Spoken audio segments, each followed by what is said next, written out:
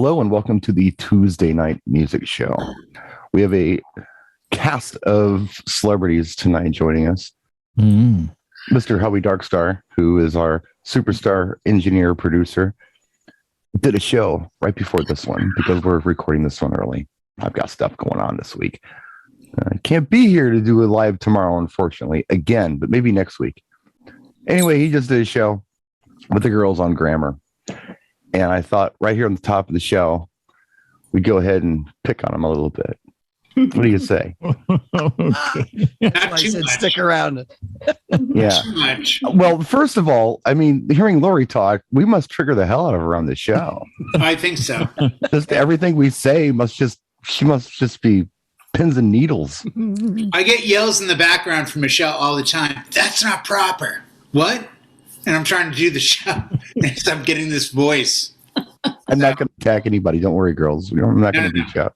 No, can I just say something? They want us to be our When I'm in here and when I'm watching you guys, it is pure enjoyment. And I don't have my teacher hat on at Entertainment. all. Well, good.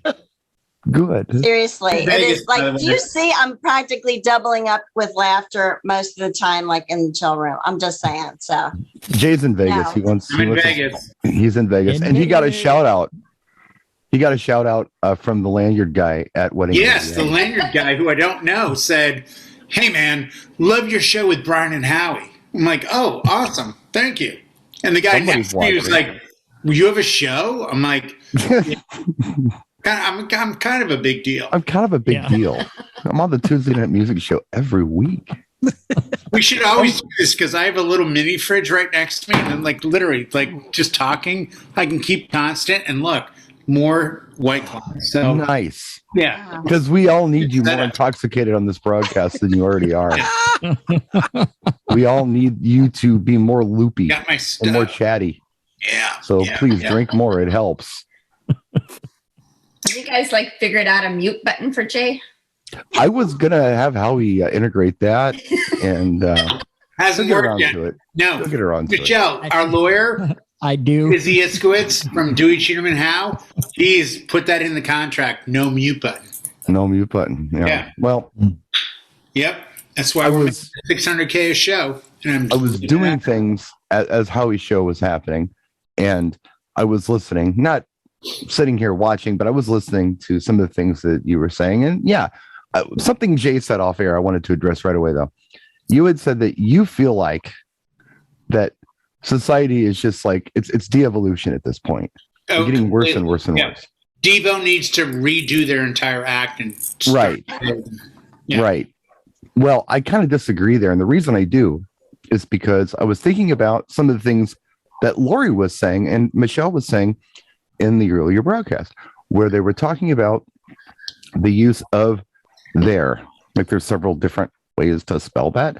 And when you're trying to do professional correspondence with a client, you probably should get those right, because you see them wrong sometimes in social media and such. I will tell you that I am not formally educated, but I have learned so much with a computer in front of me, the spell correct, to get those things right. And now I know them. So now I do it right. The computer actually helped me kind of correct that problem that I had. Yep. I still do it. I get that. You know what, Brian? If you have to go out without a computer, and the one that I always trip on myself is effect and effect. Yeah. Well, me too. So there are times where, it's even then and then, where it's like, this happened, then this, or then. And there are moments where it didn't dawn on me, before, but with Michelle's, loving help, AKA screaming. Right. Not sending this out. Move away from the computer. Right. Get out of the way. Do not do that. Stop. Eric, you had something you wanted to say. I'm just sitting here silent. I'm just enjoying this. Oh, okay. Hey, drink a couple more. It's getting better. Don't worry, dude. Yeah, keep We'll be going. on next week. Who was the attorney? Dewey Cheater and Izzy Itzquitz from Dewey Cheaterman Howe. That's my agent. So Nice. No, but it's one of those things where you understand that, and I'm going to be blunt for what it's worth. Really? Yeah, I know. Shocking. This is my new one, Brian. So you're going to want to call me on this in 6 months about stop saying I'll be blunt because I'm trying to redo the. Well, verbal tics is something honest, I wanted to discuss with the girls in the room, but go ahead. To be honest here, but you know what? The $100 an hour client doesn't care.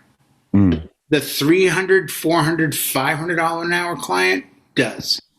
Oh, I would disagree. I don't think it's like I think it could be across the board. I'm with Michele on this. Mm-hmm. See, okay. So I seem to have a problem with the internet, guys. I don't know what's it's not working. I don't know what's going on. Seems like there's some Agreement is not cycling.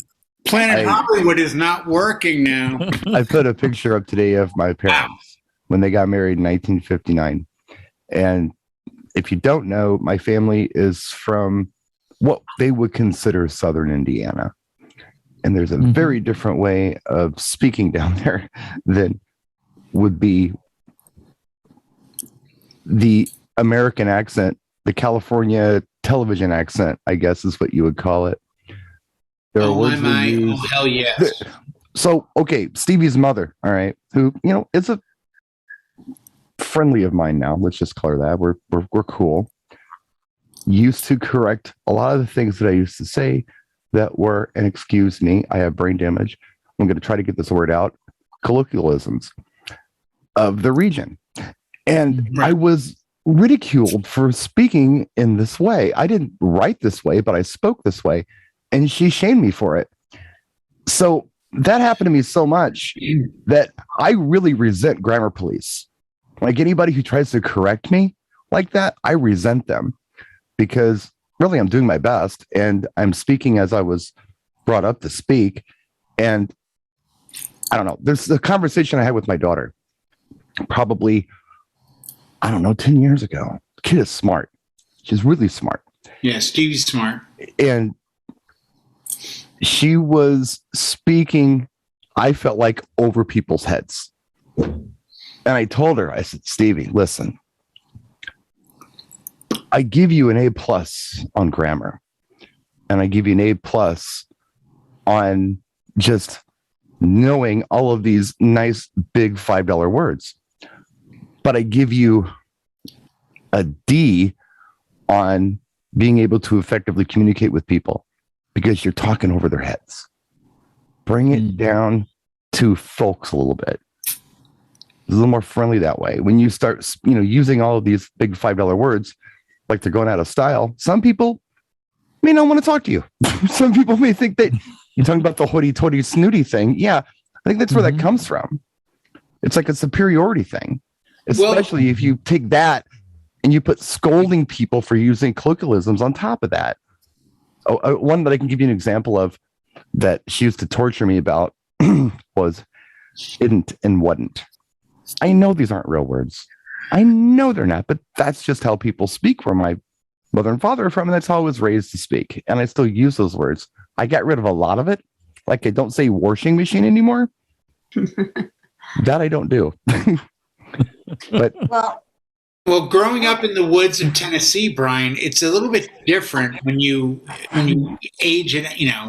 I think that what it comes down to, and it's very DJ relatable. It comes down to reading the room. Yeah, I believe you're right. Yeah. Eric, you had something. So I find myself kind of coming up with a lot of those things too. In upstate New York, I will say, I'm going to the store. GOIN apostrophe to the store. Going. But when I announce, ladies and gentlemen, it's time for us and we are going to start the show. Do you do it when you become DJ Brian? Or do you think you clean that up? I don't know. I think I clean it up because I know better. Yeah, I know better. But when I'm relaxed and I'm just having conversation, it's very different than when I'm trying, and really another thing I wanted to bring up here with this, and I really appreciate the relationship that Howie and Lori have with this, and Jay and Michele have with this. Your strengths and weaknesses. So if there's something that you don't feel like you're really good at, you can go to your partner and they can help you out. Mm-hmm. I did it a lot this week in my prep. I mean, in another way, not in grammar, but and just trying to get information about different things I have to do this week that are out of my wheelhouse. So I always think it's really good a really great idea to go to someone who knows more about a subject than you do. And in this case, it would be grammar. So you can do that. Mm-hmm. Yeah, but and like I said earlier, it's one of those things where I love those colloquialisms. I love that. Yeah. When you go, I had an old roommate, Jennifer Mish, and she was from Texas. So the term fixing. Fixing with an N. With an fixing. N. No Fixin'. G. That's right. You're right. Fixing was just a term that, and all of a sudden after a little while, you're like, you started to copy and you're like, I'm like, yeah, I'm fixing to go to work today. Like, wait a second, I'm from Boston. Yeah, I live with La Vida Loca. I know what it's like to copy stuff. Right, exactly. Yeah. Well, your pronunciation of Spanish words is better than most people I know that are Spanish. Because you're like, I'm having arroz con pollo. I'm like, what? What is this, Brian? He's like, arroz con pollo. I'm like, what the hell is that? Taco seasoning. Yeah, no. It's Brian. Brian has got that shit down in like spades. Like he's got it. Well, again, like we were talking about before, if I say it wrong, I'm ridiculed for it. I don't like that. But do you agree with this or not, Brian? When you speak to people, do you not try to always speak on their level? Yeah, I do. I do too. 100%. Like I will drop stuff if I feel it helps the environment. Yep. My wedding on Saturday, groom and I are speaking. Sorry, and I noticed he's coming at me in certain ways, and I adapted to that and went back to him in the same way. I don't want to make anyone feel I'm better than them, and I think there's a certain level of fear that people have when it comes to speaking and writing that they get really anxious. And I think it's our job to I feel so bad for her. She's raising her hand. She has something. Oh, I am raising. okay. I just Eric's wanted done to it say, I'm from Philadelphia originally. I always, when I'm speaking, especially to my peeps, my relatives from Philly, G yet?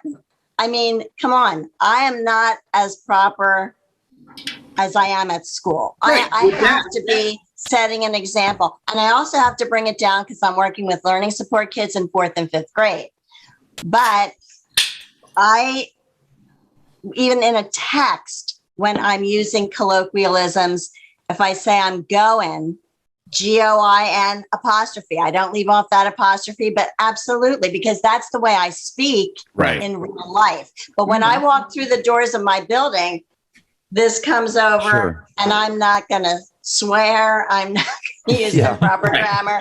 It's just like, it's like a magical thing. And I go right through the doors and I'm Mrs. Kilmer, the grammar crazy person. But don't you think there's a certain romance about being able to live in two worlds that way? On my yearbook page, I graduated high school in 2010. On my yearbook page, it looks like the bad guy in every 80s movie.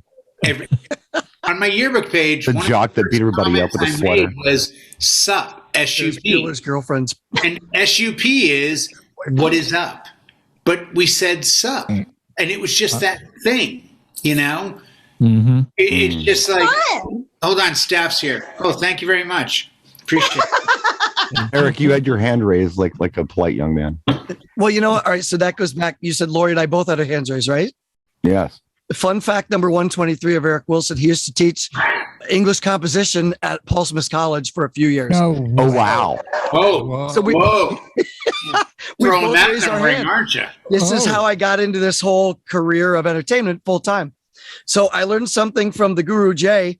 He said, and this was something a couple months ago, probably several months ago now as time has passed, about responding to somebody in a text message, not too formally, but come back at them. If they're saying, you know, we're probably going to take you for 5 hours, PROLLY, I would not come back with a probably. That's just, I can't do it. You know, I mean, my brain would start to fizzle.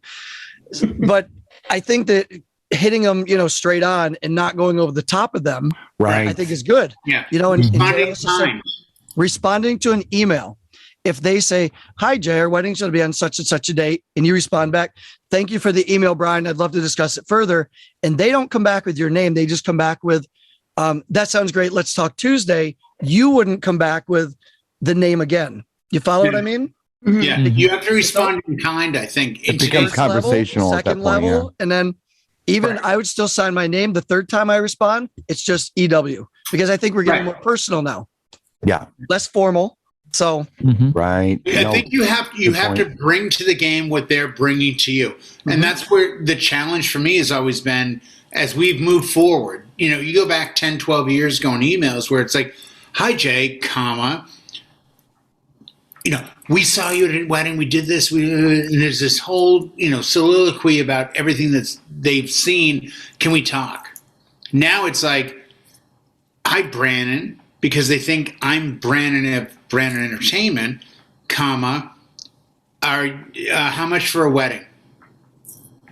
And I've got to respond to that. And I try to respond nicely by saying, "Hey, congratulations, you're getting married. What's the date?" Yeah. Question mark. And I don't sign it. And then they come back and give me an answer. And then I try to pull it out. And it goes back, and Michele will appreciate this. Michele and I met, by the way, real quick, in a restaurant called El Chorritos in 1993 on October 28th. And it's a date sixth grade. Every year changes my world, because it's when I realized I met somebody that I would spend the rest of my life with. So at El Chorritos, what would happen a lot of times is I would have a guy come in with a minor girl, and I would go to as a bartender, I would say to him, "Hey guys, how's it going? What can I get for you?" And the guy would say, 2 strawberry margaritas. Okay, and that meant to me he's ordering for her, being a gentleman / she's underage. So I would say, "Sugar or salt?" And he would look at her and ask her a question. She would answer him, and he would answer me. So I would add to it, Cuervo or regular. Like, I would just keep beating it up. And then eventually she would have to speak. And that's when I would say, "Can I see some ID? I don't have any."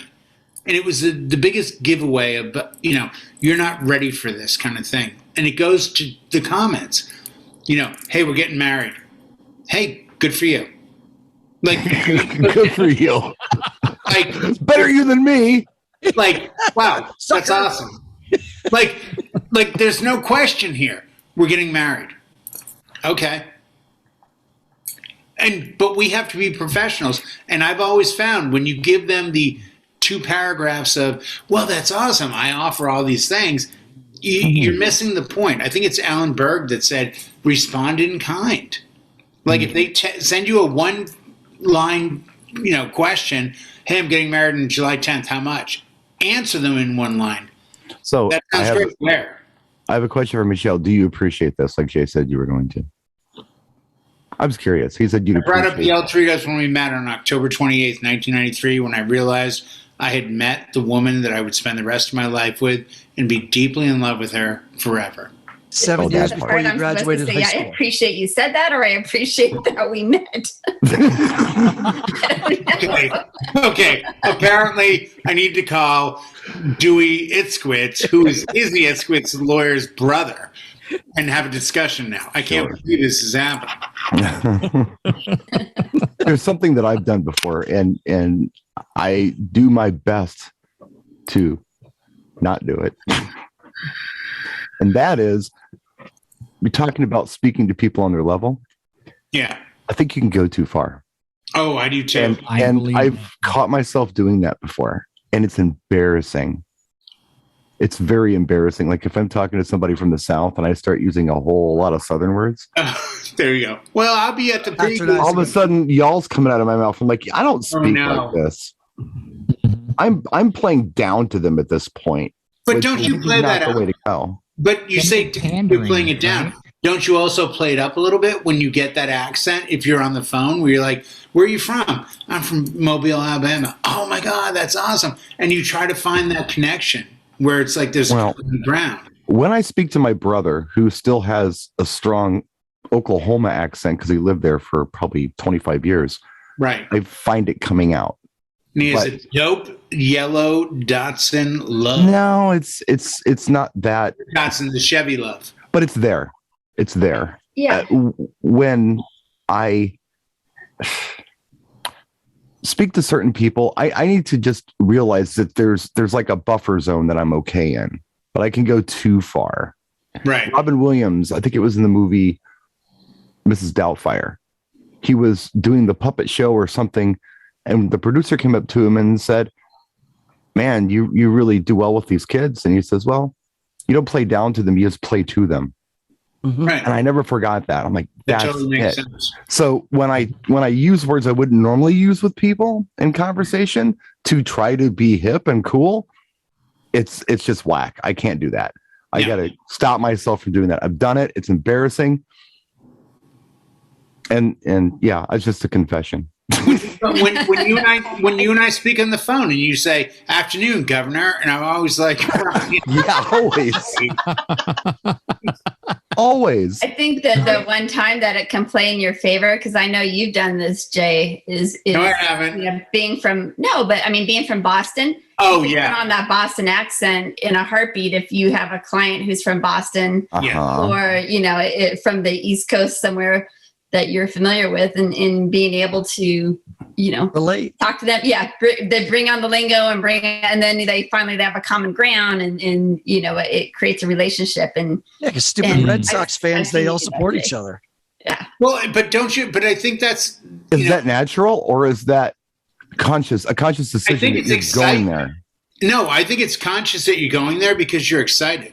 I don't know that I'm talking like a hillbilly when my brother and I are speaking. I don't know that until someone points it out to me. It's like, what happened to you? It's like, what are you talking about?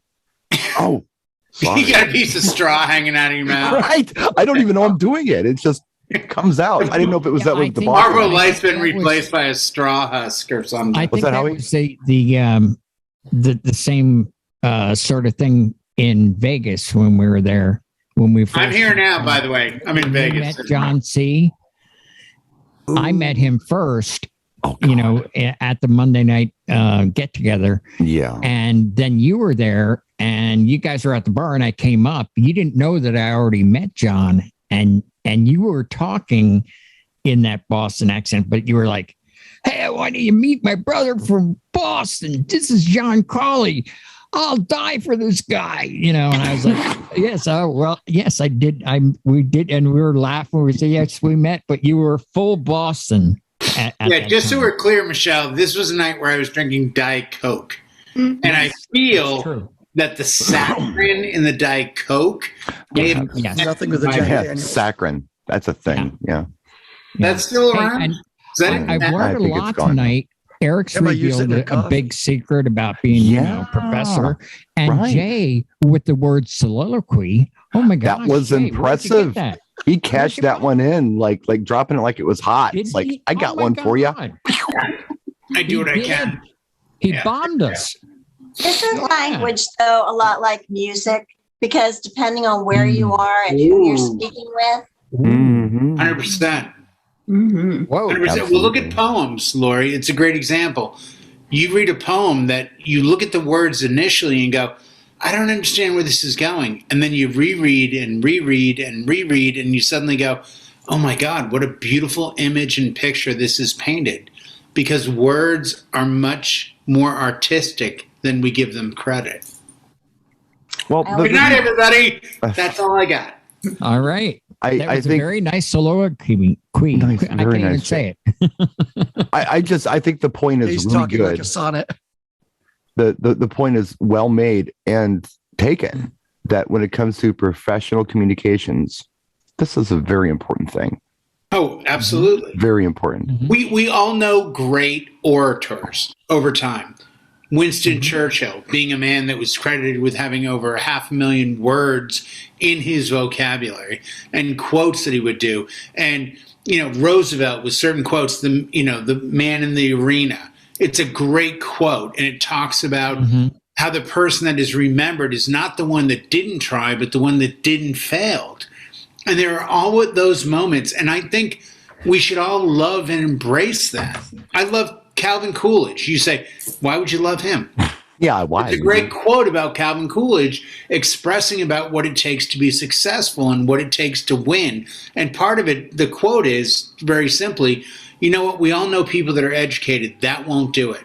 We know people that know a lot of things. That won't do it. But it's the man or woman of perseverance that tries and continues to work at it that eventually wins. And it's the life lessons that, words give us that I think we should carry with us forward. And I think throwing quotes out once in a while is a great thing because it not only shows that you care, but it shows that you're well-read, educated, and I think clients in general will respect that. I'm totally not any of those things, but Jay drank smart water today. What's that? Jay drank smart water today. Yeah, He really. did. He did. As DJs though, it's tough because I don't know. I may have said this before, which is kind of a side effect of some of the brain damage I've suffered, but I do repeat myself occasionally, but it's tough. We have to be everything. Usually we are in this by ourselves. Yep. We are doing our own press. We're doing our own marketing. Of course, we're doing our own performance stuff, managing our own books, everything. It's not like we have a staff of people. Most of us are on our own with it. Well, Eric does. Eric's got a staff. Yeah, Eric does. Oh, yeah. That whole workers. Here's what I'm doing when we get done. See this right here? Yeah. Those are people that are yelling at me like, where's my contract? Yeah. That's what I'm doing tonight. You're doing the clerical stuff. We have so many hats to wear that it's tough sometimes. I put on glasses. Instead of a hat, I put on glasses. Because I've been looking at a computer screen for too many years. Well, that logo behind you, the whole believe it or not, yeah. That's what it is, right? Like green screen. That's not a new thing, right? That's totally the American Hero thing. I'm just saying. Something I did want to address, though, is interesting. I think Eric asked me about using colloquialisms during performance. Do I say those things on the microphone? Oh, good question. And, I think it depends on what kind of MC you are. Jay is his MC style, the way he presents it, is probably more proper than the way I do.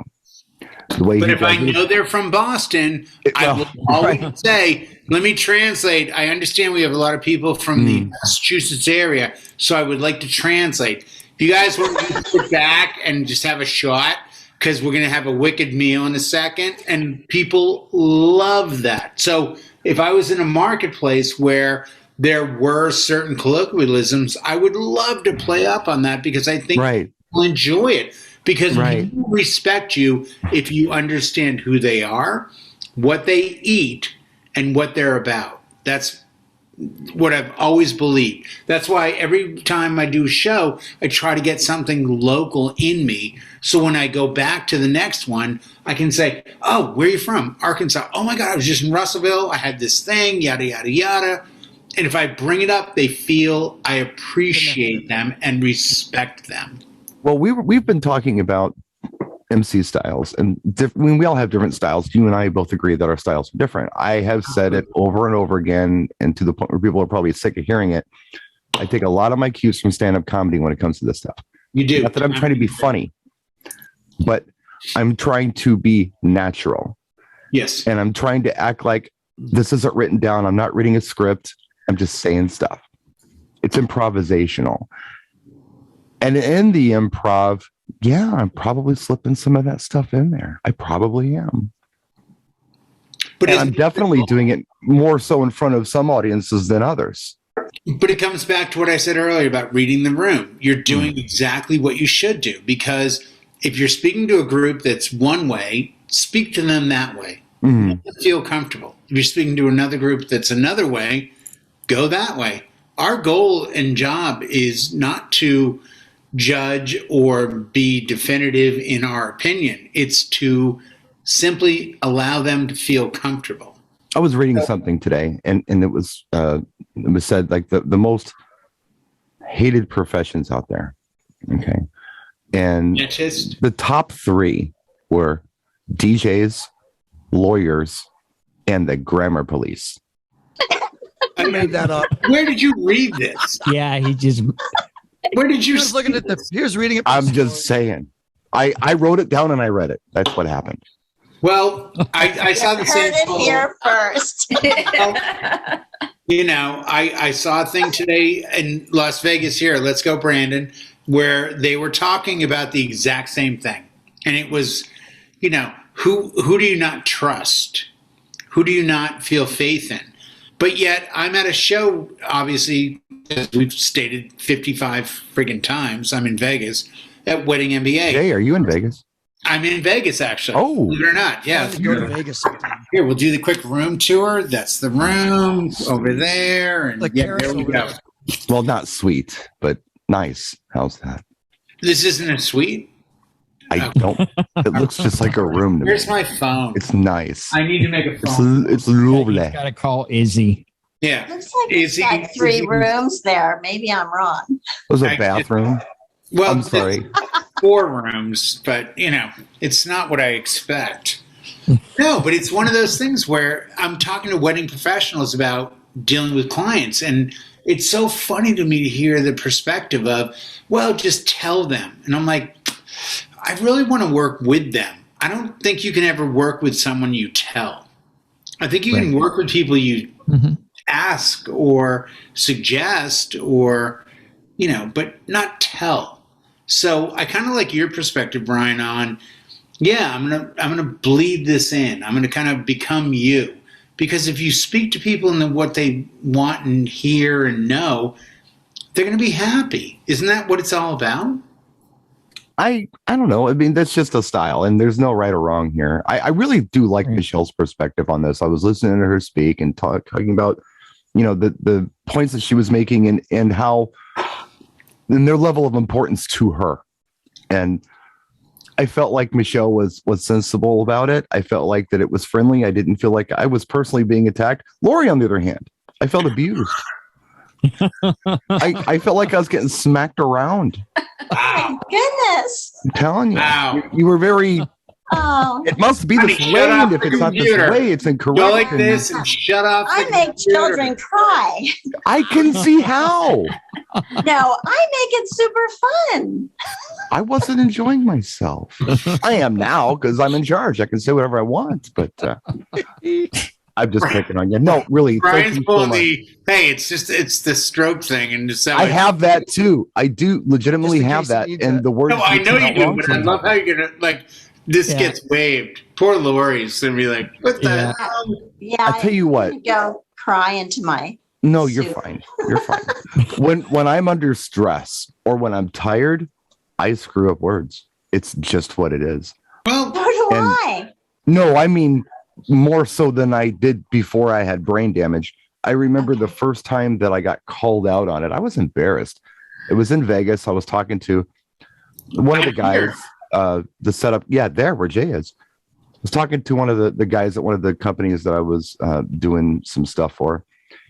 And he asked me a question, and the word sometimes is what I was trying to say, but it came out sometimes. And I certainly didn't mean for it to, but I just got off a plane. I made the walk of death from the room to the convention hall. Yeah. And I was winded, and he looked at me and said, "Oh, sometimes, huh?" I'm like, yeah, sorry about that. Oh, God. It was Alfred Gonzalez. I just call him out. yeah. That's who it was. He's Made me not feel watching. bad, Alfred Gonzalez. He doesn't know enough to watch the great shows that we're. He doesn't watch this. I'll just call him out. Yeah, I call felt him. terrible. I'm like, oh, Jesus. Now, see, that's sound that something I would stupid? never do. I mean, there's a place for the proper grammar. Like the title of the show was, you know, digital communication. Right. But Right. but face to face, I would not dare call somebody out or make fun of them or shame them. That's just not Depends cool on the at all. relationship, though, right? No. People Would you do call- what they do in person, and it may or may not work with what you think they should do, but it's not going to change who they are. Right. We kind of have to stop sometimes and say, you can't fix stupid. I said it. There, you said it. There's called this us communications thing that's, I mean, especially when you're dealing with people who don't speak English as their Okay, language. fine. I didn't go that far, but No, but I was just thinking of this time. Does anybody here remember Foz? Yes. Yeah. Well, Fozzie. Okay. Yeah, from Germany. I'm in a cab with Fozzie, his wife at the time, or his fiance at the time, Nadia, Brian Dowdle, and myself. We're in a cab, and no one says a word. And all of a sudden, very loudly, he was loud. Foz says, He is loud. I just totally destroyed my pants. Oh, no. Well, he got a rip in his pants. But for any of you hearing that, yeah, that could mean many things. Big Fosse. Yeah. That could be Brian Dowdle was like big, ready to destroy his own pants in laughter on that one. Yeah, big boy, big boy. And you know what? Sometimes I would tease those guys on some of the things that they would say just because it was funny to me. And it was, I don't know, I wasn't doing it to be mean. I was doing it because I couldn't help it. It was funny. They would say just things that didn't really mean what they thought they meant. And it was very funny. Blanca does it all the time. Destroy your pants? No, she does not do that. And you better not say that too loud. She's up there, and dude, you really want to take her on, Eric? You don't want to go there. It's her birthday or something, isn't it? Don't take her on. I've told this story before. Don't take her on. This was years ago when she was working, and I came home after work, and it was very cold. We were talking, but she looked over and she said, I was watching the morning show today. I said, I thought you went to work. She says, I did. But I was watching the morning show after work. Like, you get off at like 3:00 in the afternoon. How were you watching the morning show? And I got to thinking about that. She's trying to say Maury. Like Maury Povich. But she couldn't say it. Like, oh, Maury. Yes. Maury. Whatever. Same shit. I'm like, no. You are the father. Different. No. They had these people on there, these couples, and they were talking about bonding. You're not into that, are you? I'm like, what are you talking about? Just dress.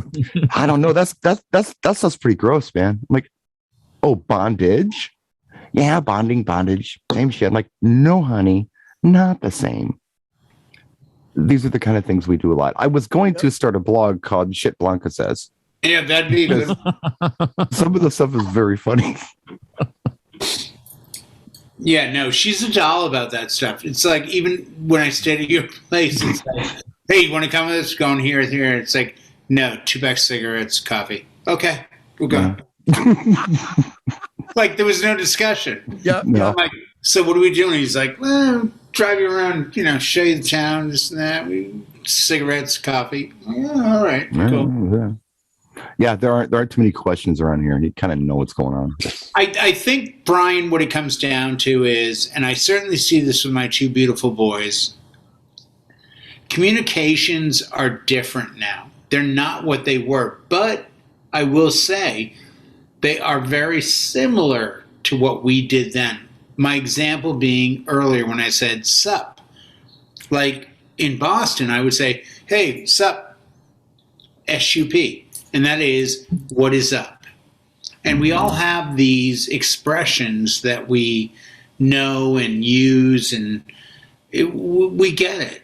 But the new generation, they're not even going that far. They're not even doing 3 letters. They're doing like 1 or 2.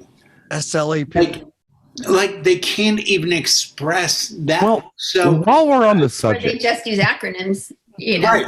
But Michelle, while we're on the subject, like in 5 years, if I do a wedding for a 22-year-old, that 22-year-old is like my 16-year-old now. What am I going to say when they like what? Well, that's mush mouth. But I wanted to take a minute. No, but am I going to get held back on it? I wanted to take a minute to talk about verbal tics. Michelle, are there any verbal tics that drive you crazy? Where people just kind of repetitively say the same thing over and over again? No. I'm going to leave the show, everyone. Thank you. Good night. Thank you, everybody. I know, Jake, cover your ears. No, verbal tics. That's what drives me nuts. I mean, you can screw up a there, here and there, But when you have a verbal tic, I hone in on that stuff. It drives me crazy. And one that the DJs do a lot is, ladies and gentlemen, at this time. Oh God. Which is just good night, everybody. Every time they turn on the microphone, they'll say those things to get everyone's attention. But there are other verbal tics. I've got a nephew. He does carpet installation. He does a great job. He does all our carpet. And whenever we replace carpet. And he came over last time to the studio. It was probably about, 3 or 4 years ago. And I asked him a question about something. He said, "Oh, absolutely. Yeah, we'll take care of it." Next time I asked him a question, absolutely, absolutely. This man said absolutely to everything. Instead of yes, the word was absolutely. And it was driving me nuts. I couldn't even talk to him anymore. I said, "Blanca, you talk to him. If I hear absolutely one more time, I'm going to smack this kid." You got anything like that just makes you angry and triggers you? Dangling participles. What's that, Laurie? I was going to say people that say awesome. Yes. Awesome's another one. I was thinking. Mm. Go ahead, Michelle. I want to hear this because I'm going to retort it. Go ahead. I don't know. I don't know which one you're thinking of. Well, I can tell you a few that he does. I'll tell you one. No, to be honest. Ones that I do. I do a lot. I'll be honest. I'll tell you what. This is part of why Michelle did not like me in the early days. Forget dating. Forget married. Forget having 2 beautiful boys and the love of my life. Michelle came up to me one day at the bar and said, "Hey, can I have change for $1? Sure. 3/4, 2 dimes, nickel? Yeah, okay." And I turn my back and I do it. And during this, she's speaking. She goes, "Yeah, the guy's got to call his girlfriend. I guess she's running late, this and that, this and that, this and that." And I turn around and I go, "Here you go." And she was mad. Like, wow, what the F? Like, he totally ignored me. And later on down the road, it comes up about like, "Yeah, I was kind of mad at you for just ignoring me." I'm like, "About what?" "Change." I'm like, "You asked for change. I made you change." And but that was, I think it kind of tails into the whole conversation about how the difference between, maybe us in California and you from Boston. I guess we feel the need to explain everything. So we always use that. So I call go back to that as a joke where, like, can I have 4/4 for $1? I mean, 4/4 for $1. And he said on the East Coast, they just, here you go. Here's 4/4. Thank you. Whereas we have, feel the need to, like, I got to make a phone call. My Uber's running late. And you have to feel the need to explain. But it's still, but here we are almost 30 years. Why? And it's still prevalent because there are times I will lean over to her and say, "Change for $1," meaning shut up. Yeah, that's cool. I do. I tend to over-explain. Like, "Hey, could you check that rear right tire? I think it's flat." And that's all you have to say. And then she'll go into this, like, "We were driving to this winery and this and that." Yeah, monologuing, on this subject. I do. Yeah. I'm guilty. Let it go. But that's a regional thing, though. That's a real thing. That's California's like that. The South's like that. But San Dimas is totally very much like that. Yeah. Oh yeah. When you have to feel the need to be like, "So can I change $1? So my agent called." It's like, the fuck are you talking about? Like, I'm doing this. Yeah, I guess I never realized until you pointed it out, and it's still true. I do it to this day. I didn't realize it was a California thing. The worst thing in the world for me when I travel back. It seems to have rubbed off on Jay because he monologues now. Yeah, he does. When I go back to my hometown, when I'm in Boston, I go into a store and go like, when I went after being with Michelle. When I went back to Boston a few years later, I'd walk into a store and be like, "Hey, how's it going?" And they'd look at me like, out would come a shotgun cocked. And what do you want? Right. And that's that way. Like, hey, remember what the hell? And I lived in Boston for a while. It was funny. Jay and I, we met out here. He's from Boston. I was from California. And then I got a job as a flight attendant right out of college. And so then I went to, of all the places that I got stationed, I was stationed in Boston and he was out here in California. So, I mean, his family helped me go shopping, for fill up my apartment and everything. But it was funny because I told him, everybody in Boston is so rude. No. Like, what are you talking about? And I'm like, I walk into Starbucks to buy something. I'm like, oh, good morning. And they look at me like I have two heads. Why are you saying good morning to us? Just what do you want to drink? It's like when you live out this direction, that kind of talk is like, there's a hustle involved here. Right, exactly. Like you're gonna they want to get too close. They want to get too personal. And they want something from me. They're going to try to hustle me out of something.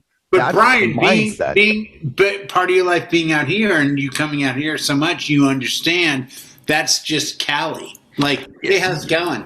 Good, man. How are you? Europe's like that too. Europe is definitely Philly's like that. To the point. When I go to my hometown, where I'm originally from, and I have to go to a drugstore, I almost panic because I know that as I'm standing in line at the Walgreens, someone's going to tell me their life story, whether I want to hear it or not. Yeah. And I have to remember to be polite as they're doing it and not look at them like they're insane. Right. It's someone who needs a hug badly, but doesn't have anyone to hug them. So they're going to take it out on me at line at the drugstore. You're the victim. I'm the victim at this point. Throwing off a vibe. Yes. Well, yeah, but like even Lori pointing it out, it's like it's one of those moments where, there are times where it's appropriate and times where it's like, why are you talking to me? It's the win in Rome thing is important too. It's like I have to think, oh yeah, I'm there. Right. Here we go. Sling Blade Rain Man. Here we go. We're going to do this. Well, Lori says Philly. And when we were in Philly in August for Expo, we were at the River Run Bar at Marriott, whatever. And the waitress came over, takes orders, and I go, thanks, hon. And two people said, like, dude, what was that? Yeah. What do you mean? Hun. You called her hun? I go, yeah. They go, that's really defacing for women and the way they feel. And I go, well, you know what? Fuck it. I'll call it old school. That's what I call women out here. I call them hun. And by the way, did you notice how she called me hun back? Yeah. So should I be upset about this or? Right. Because that's the beauty of it. Like every waitress I've ever dealt with in Jersey, Philly, they always, hey hun, how are you? What can I get for you? Could I get this and this and this? You got it, hon. Like it's a thing, and I think it's a familiar, friendly thing. But does it become the thing that you should stop, or can you? I think it's the thing you need to do when it's familiar. So I think it's more of a salutation, though. When I see Michele, I know for a fact when I see Michele, I mean, I couldn't recall saying it, but I know when I see Michele, I'm quite confident. I say, "Hey, baby, how you doing?" And if I don't mean it, like if Michele and I weren't as that needs to stop. Friendly, I would do it with Lori. Only when Jay's not home. Stud boy from the Midwest. It's not what I say; it's how I say it. Yeah. And I think. You just have to be careful who you're saying things to, and you know who you can say things to. So, if you're, maybe saying hun to a waitress at one restaurant is appropriate, but maybe saying it somewhere else is totally inappropriate. You don't want to do it in Bayview. It's not okay to do it. Well, so after the show, Jay's meeting Brian out on the playground. They're going to settle this. Bring it on, baby. Features, right? Come on, hon. Yeah. Play that whole brain thing shit with me, buddy. Ain't gonna work. Go ahead, Lori. No, I totally agree with Brian on this, actually. I totally do. He's totally right. It's like you're in that moment and there's an enjoyment. I think every time we've ever gone to Expo, I love the fact that when I walk into anywhere and I'm with Christian, Pulse, or anyone else, we sit down, I'm like, hey, hon, how are you? And they go, good, how are you? And I love that rapport. I love the sense of we're actually one-on-one. And I think that's what's lost now. It's not one-on-one anymore. It's less derogatory and more familiar. No, it's familiar because they appreciate that you get that we're talking one-on-one. And I think that's what the communication breakdown is. It's affection. It's affection. It can be. It could be creepy if you don't know them. But even if you don't know them as a waitress, if I walk into any place, that position is a little more friendly. They're going to answer me. They're not going to go, "Whoa, time out. What's that all about, hun?" They're going to be like, "Oh, good. How are you, hun?" I really do. Good luck, Lori. Lori, if I met you in a place, would you mind me saying "hun" to you? Not at all. Not at all, baby.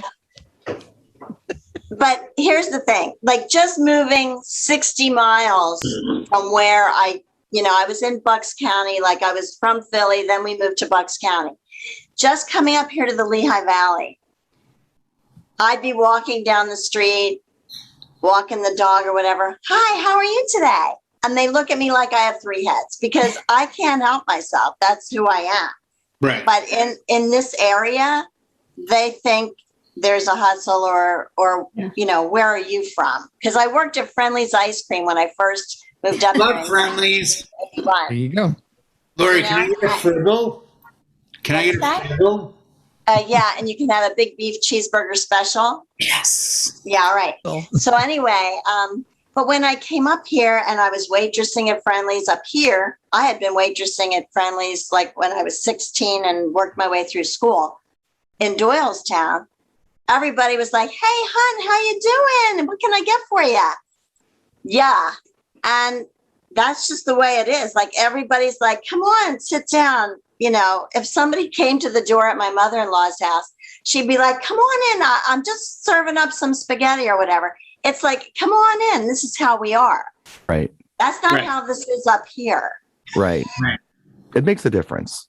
And, something else that I thought would be interesting to bring up. I don't know if any of you can relate to this or not, but I've struggled with regional phrases where they say something and it doesn't mean what it means where I'm from. Have you ever had this? It's all. Well, the first time it really hit me hard was the first time I went to England.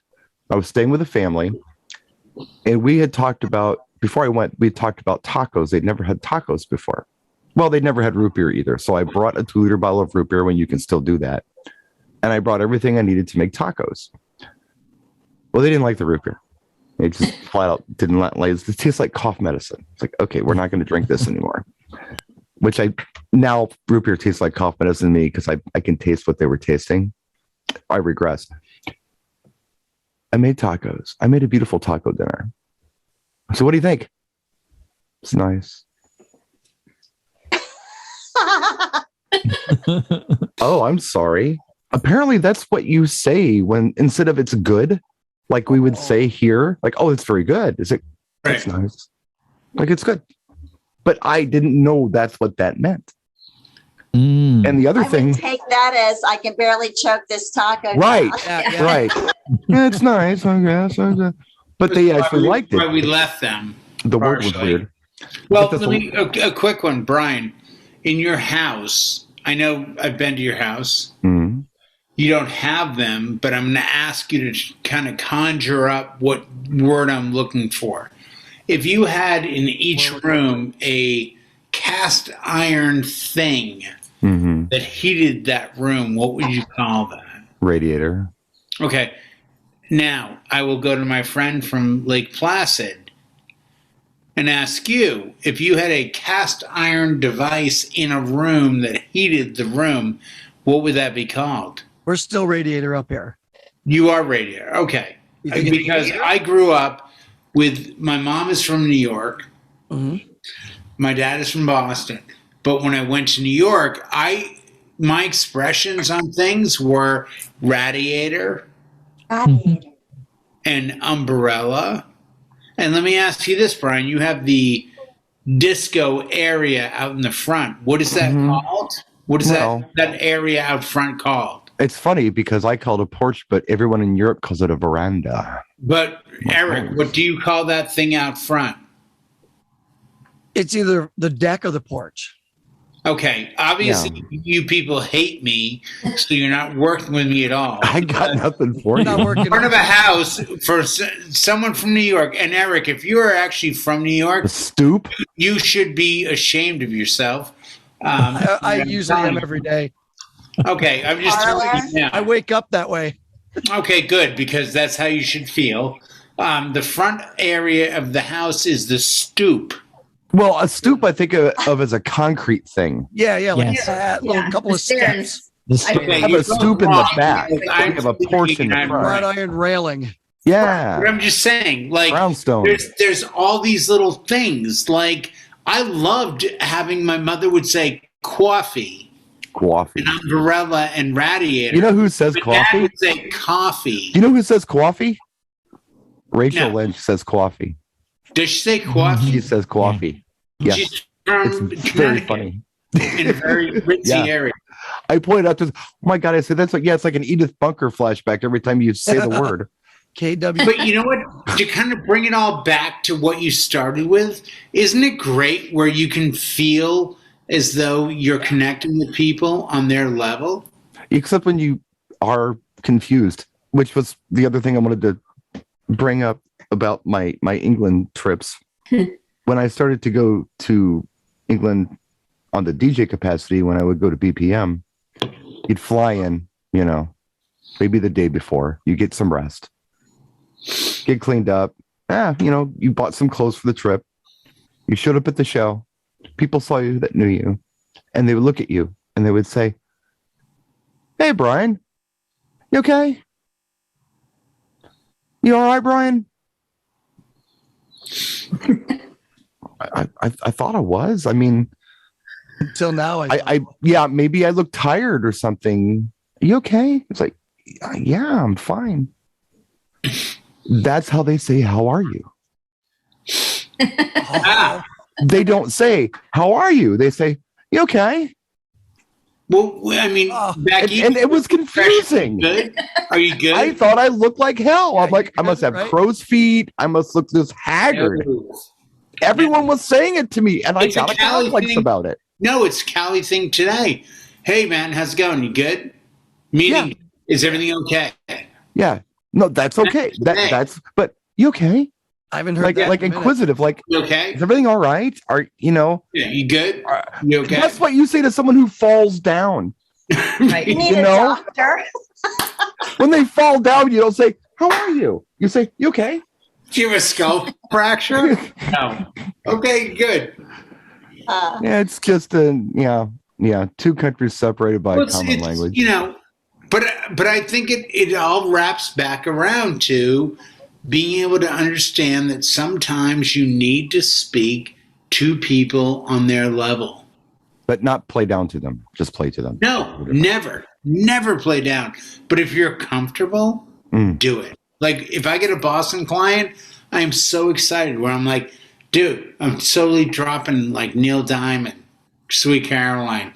Oh my God, really? You totally get this. Oh, dude, Red Sox. Rah, rah, rah, I need coffee right now. That's my comfort zone. Lori, final thoughts. Final thoughts. Just be genuine when you're talking to anyone. I like it. That's Michelle, good. what Yeah. say you? She hit the nail on the head. Be yourself and be genuine, just like you said, Laurie. That's the best answer yet. I know both of these ladies, and I'll tell you that they are very, very, very kind, compassionate people who are just friendly all day long. Don't let them scare you with this stuff, okay? They're not as mean as they came off in the show. They're actually very friendly in real They're life. amazing women. Yes, they are. San On Diego that High note, School I actually have to go, Jay. I gotta go walk the dog since you're not here. Oh, Aw. So even though we have don't leave, Wait, babe. they don't We're apparently come out. live. No, babe, we're on the show. You can't leave yet. Guilt. I Eric, gotta you got any final thoughts? Stay on there, I'll take her. Do things right even when nobody's watching. Spell Oh. things right. Use your correct grammar. I think it shows respect to the client. Wow. Howie. I'm just grateful to be here. Thank you. Don't hit me. Don't hit me. Howie. Just don't hit me. That's awesome. That's all I want.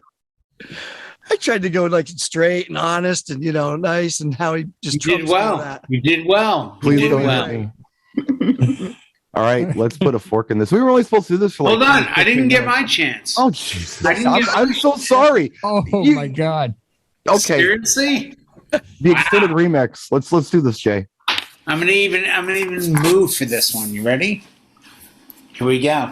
You suck. You're in Vegas. Yeah, I am. Look. I see Paris right There it here. is. Look at that. Yeah. There it is. You know what? Final thoughts. Be nice, be kind, and always do your best. Love you. Well, what can I say to follow that up? I got nothing. Can't. So elegant and profound. I'm at a loss for words. I'm getting a little teary-eyed here, Jay. Bring the BPM down to 0. Right. This mic drop, but don't drop a mic. Back to the desk. Don't. All right, guys. This is Thank only you supposed so to much, be everyone. like We love that you pay attention to any of this. And right. So we were only supposed to go 10 or 15 minutes with this, but we went for the whole hour. So wow.